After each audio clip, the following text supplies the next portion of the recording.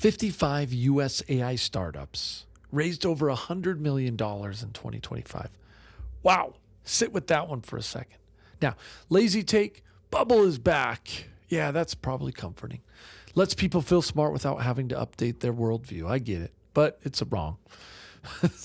This isn't consumer hype money, you guys. This isn't flashy demos or novelty apps or like some social product.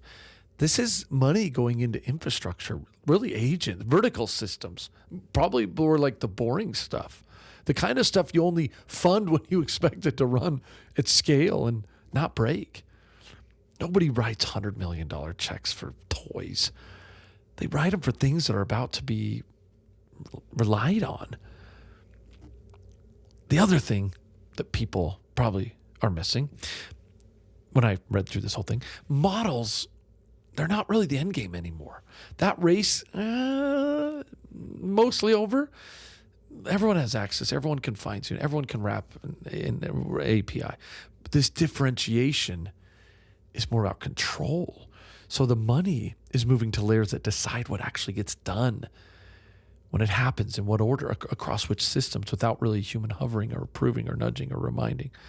That's like a big shift. That's a big change. We're moving from AI that helps to AI that decides. And that's, probably going to make some of us feel, different. Okay, last thing. Some of the repeat rounds I was seeing should probably make us uneasy. When investors are doubling down, it's not just because they get cheated or because the idea is clever. It's really because demand is already forcing its way into production. The system is being used. Work it's already moving through it, and pulling it out would frankly hurt. That's dependency right there. AI is being capitalized like labor. Oh, that's another thing. Yeah, these aren't really SaaS bets. They're payroll substitutes. Fascinating when you see some of these companies. That's why the checks are so big. You don't invest this like when you're selling features. You invest this like when you're replacing cost centers. When the upside isn't adoption, it's more like elimination. Fewer people, fewer handoffs, fewer delays. Leadership keeps calling this co-pilots in a lot of places, and productivity because it sounds safer, but no, the capital doesn't agree. Capital isn't betting on helpfulness. It's betting on work getting done without asking for permission or availability, without burnout, without headcount growth especially. So this is why the infrastructure is so important. This is why orchestration is so important. This is why agents are so important.